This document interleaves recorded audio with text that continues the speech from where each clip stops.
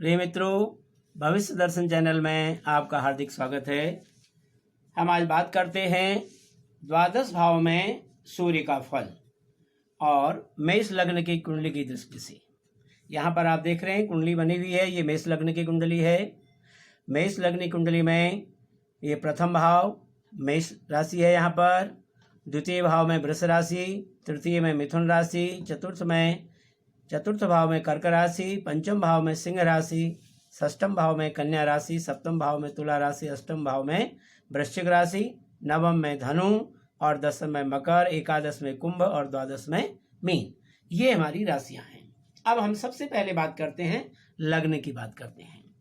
अब यदि लग्न में होगा तो हमने उसका फल बताना है। सबसे पहले हम देखेंगे कि सूर्य जो है मेष लग्न में हमेशा उच्च का होता है और ये सूर्य का जो मेष लग्न है ये है हमारा ये मित्र राशि है, क्योंकि मंगल की राशि है ये, इसलिए मित्र राशि कहलाती है।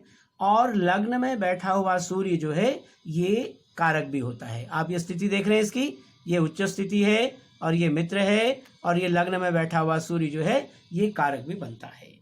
इसलिए यहाँ पर खास तौर पर हम जब लग्न को देखते हैं, लग्न से क्या देखा जाता है? व्यक्ति का शरीर देखा जाता है, उसका स्वास्थ्य देखा जाता है, उसका रंग, उसका गुण, उसका आत्मबल और उसका स्वभाव और उसका व्यक्तित्व। इन तमाम सारी चीज़ों को जब हम देखते हैं, यदि वहाँ पर बैठा हुआ ग्रह यदि उच्च का होगा या मित्र राशि का होगा या कारक का होगा, इन तमाम सारे भावों को, इन तमाम सारी बातों में जो है वो बल देगा, उनकी वृद्धि करेगा। तो स्वाभाविक है कि शरीर जो है इस व्यक्ति का पुष्ट रहेगा, स्वास्थ्य बहुत अच्छा रहेगा और गुण जो है इसके अंदर एक स्वाभिमान की भावना इसके अंदर रहेगी, आत्मबल बड़ा मजबूत होगा और पर्सनैलिटी बहुत, इसकी व्यक्तित्व इसका बहुत अच्छा होगा। इस तरह से हम ये देख सकते हैं। लेकिन यहाँ से जो सूर्य है, लग्न में बैठा हुआ सूर्य सप्तम दृष्टि से नीच भाव की जो है सप्तम दृष्टि जो होती है इसकी, क्योंकि सूर्य आपने देखा होगा हमेशा अपने घर से सातवें घर को पूर्ण दृष्टि से देखता है। ठीक है, तो जब ये सातवें घर को देखता है तो सातवां घर किसका है? हमारा स्त्री का है। इससे स्त्री के स्वास्थ्य के बारे में विचार किया जा सकता है, विवाह की स्थिति का आकलन किया जा सकता है, व्यापार के बारे में देखा जा सकता है, प्रेम के बारे में देखा जा सकता है और स्त्री का रंग, रूप, शील और चरित्र और तलाक की क्या स्थिति है वो भी हम सप्तम भाव से देखते हैं। और पति पत्नी के आपसी संबंध किस प्रकार के रहेंगे ये भी हम सप्तम भाव से विचार करते हैं। तो जब सप्तम भाव जो है यहाँ पर सूर्य की नीच दृष्टि यदि पड़ रही है तो स्वाभाविक है ये तमाम सारी बातों में यहाँ पर हमारा सप्तम भाव पीड़ित होगा। तो जिससे इन तमाम सारी जो चीज़ें आपको बताई हैं इनमें वृद्धि न होकर के इनमें ह्रास होगा। अब हम बात करते हैं सूर्य से दूसरे भाव में। अब दूसरा भाव जो है हमारा ये यहाँ पर हमारी वृष राशि है द्वितीय भाव में।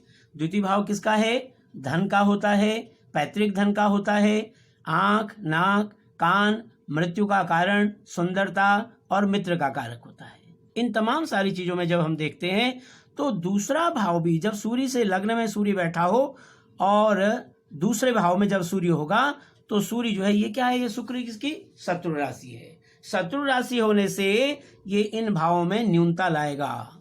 धन के मामले में इस व्यक्ति को परेशानी हो सकती है, पैतृक धन के मामले में दिक्कत हो सकती है, आँख का रोग और नाक का रोग हो सकता है और सुंदरता का ह्रास हो सकता है, मित्रों से वैमनस्य हो सकता है, क्योंकि यहाँ पर सूर्य शत्रु घर में बैठा हुआ है।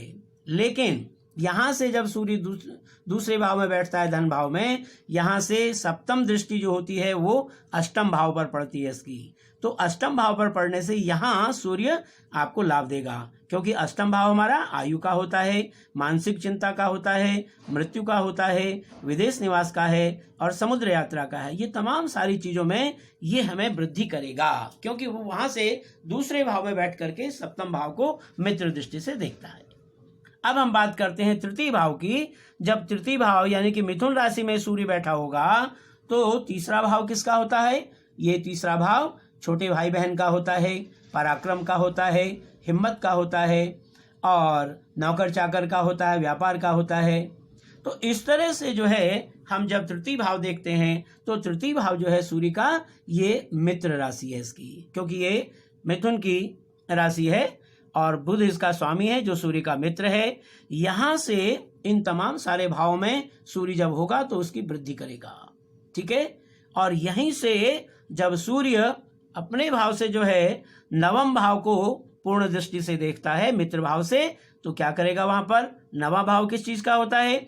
आपके भाग्य का है, भाग्योन्नति का है, भाग्य अवनति का है, तीर्थ यात्रा, पितृसुख, दान, पुण्य, पोते पड़पोते, विदेश गमन आदि का भाव जो है ये नवा भाव हमारा है।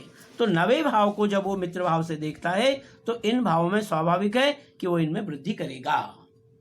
इस तरह से अब हम आते हैं चतुर्थ भाव में। चतुर्थ भाव है हमारी कन्या कर्क राशि।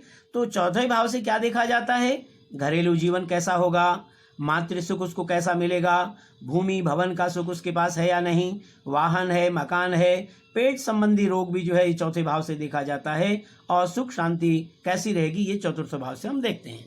अब सीधी सी बात है, जब चौथे भाव में भी सूर्य बैठा होगा तो ये उसका अपना मित्र का घर है, तो स्वाभाविक है यदि वो मित्र के घर में होगा तो उसके घरेलू जीवन में वृद्धि करेगा, मातृ सुख उसको पूरा मिलेगा, भूमि, वाहन, मकान, इन तमाम सारे सुखों की जो है वो सुख शांति की वृद्धि उसके जीवन में करेगा। लेकिन चौथे भाव में बैठा हुआ सूर्य पेट संबंधी रोगों को भी देता है, ये ध्यान रखने की बात है। अब यहाँ से चतुर्थ भाव से जब उसकी सप्तम दृष्टि होती है सूर्य की, वो सप्तम दृष्टि होती है उसकी शत्रु, ये जो है दसम भाव पर, जो दसम भाव जो है हमारा शनि का घर है, मकर राशि है, शनि का घर है, और शनि जो है सूर्य का शत्रु है। तो इसीलिए जो है यहाँ पर अब 10वां घर किसका होता है? राज्य का होता है, मान सम्मान का होता है, नौकरी का होता है, पिता के साथ संबंध कैसे हैं वो देखा जाता है, पिता का सुख देखा जाता है, नौकरी का प्रकार देखा जाता है, कैसी उसको नौकरी मिलेगी,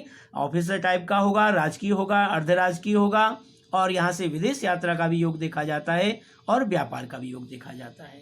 तो इन स्थानों में यदि सूर्य की शत्रु दृष्टि पड़ रही है तो स्वाभाविक है कि इन चीजों में उसको ह्रास होगा, क्योंकि नौकरी में दिक्कत आएगी, पिता के साथ संबंध में जो है दिक्कत होगी, और पितृसुख, नौकरी का प्रकार, ये तमाम सारी चीजों में और व्यापार में उसको रुकावटें आएंगी, और स्मूथ से जो है हर प्रकार से ये चीजें नहीं चल सकती हैं।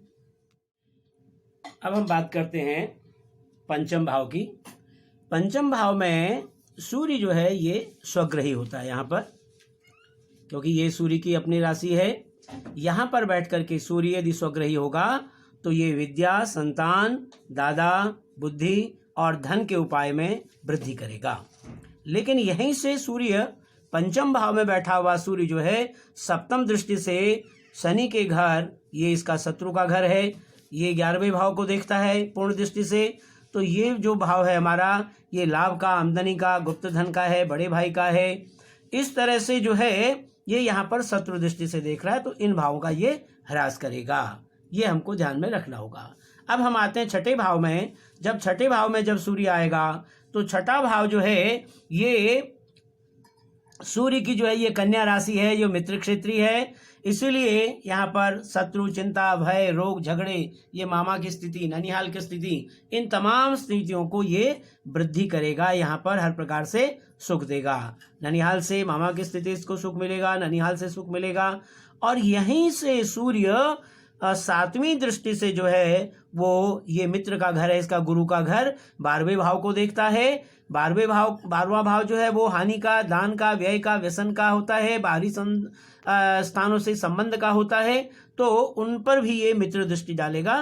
तो इन स्थानों में भी, इन भावों में भी या इन कार्यों में भी ये वृद्धि करेगा। बाहरी स्थानों से इस व्यक्ति को अच्छा लाभ मिलेगा और नेत्र पीड़ा का ये कारक हो सकता है।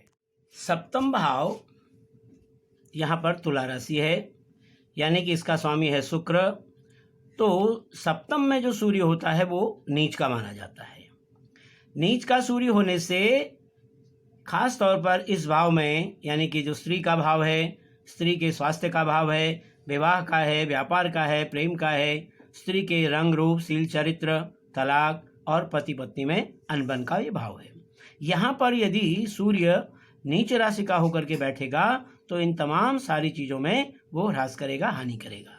लेकिन यहीं से सूर्य बैठ करके अपने प्रथम भाव को, लग्न भाव को देखता है उच्च दृष्टि से।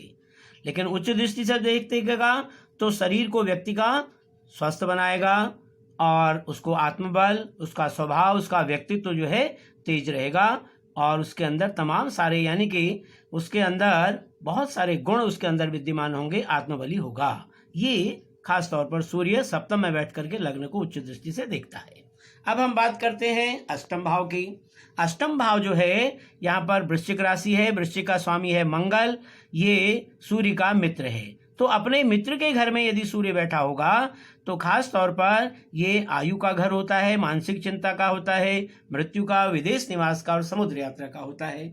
यहाँ पर बैठ करके मित्र के घर में यदि सूर्य बैठा होगा तो इन तमाम सारी चीजों में वृद्धि करेगा, यानी किसी की आयु की वृद्धि में करेगा, ठीक है, और विदेश निवास का ये संयोग बना सकता है, समुद्र यात्रा का संयोग बना सकता है। इन तमाम सारी बातों को देख सकते हैं हम।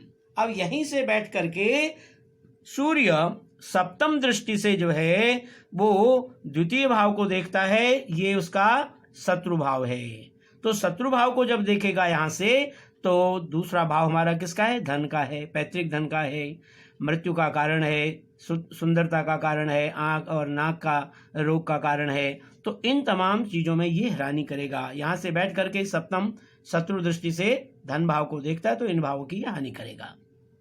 अब बात आती है नवे भाव में, यानी कि धर्म भाव जो है हमारा, ये धनु राशि है। धनु राशि जो है सूर्य यदि यहाँ बैठा होगा तो ये इसका मित्र है। और दूसरी बात आपको बताई है कि लग्न में और नवम भाव सूर्य का कारक होता है। यहाँ पर बैठा हुआ सूर्य जो है विशेष फल देता है।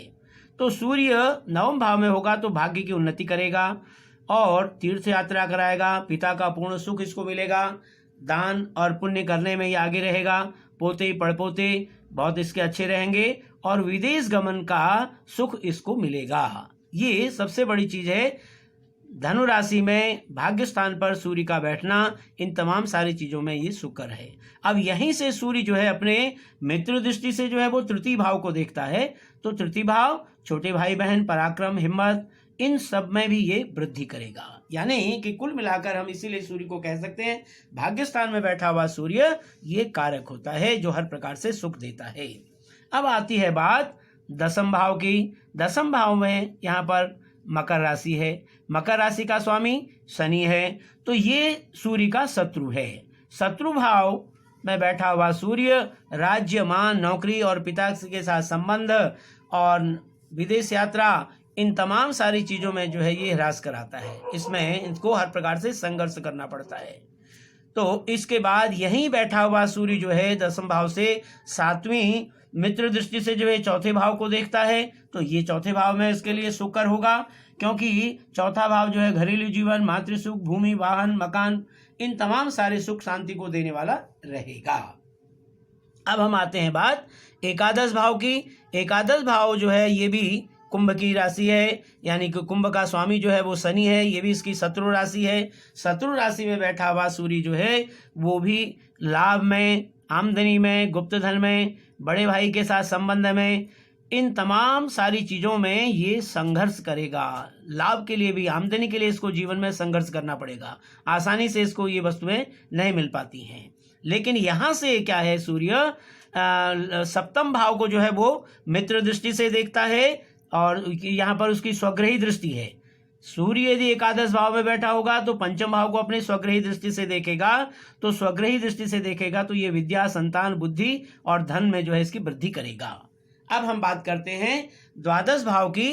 द्वादश भाव में यानी कि मीन राशि है। मीन राशि का स्वामी है गुरु। गुरु जो है सूर्य का मित्र है। ये मित्र के घर में यदि सूर्य होगा तो ये 12वां भाव जो होता है हानि का होता है, दान का, व्यय का है, व्यसन का है, बाहरी स्थानों से संबंध का है। तो इस प्रकार से मित्र की राशि में बैठने से इस व्यक्ति को बाहरी स्थानों से बहुत लाभ मिलेगा। इसको दान, व्यय वगैरह जो होगा वो अच्छे कामों में खर्च होगा। और नेत्र पीड़ा का थोड़ा सा ये 12वें भाव में बैठा हुआ सूर्य कारक बन सकता है।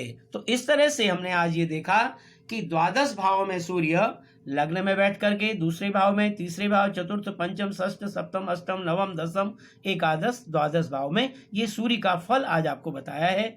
सूर्य जो है मेष राशि का जो इसमें जो कारक है ग्रह सूर्य, मंगल और गुरु मेष लग्न की दृष्टि से कारक होते हैं। शुक्र, बुध, शनि ये अकारक होते हैं। चंद्रमा इस कुंडली में तटस्थ होता है। इस तरह से आज हमने मेष लग्न की दृष्टि से द्वादश भाव में सूर्य के फल को जाना।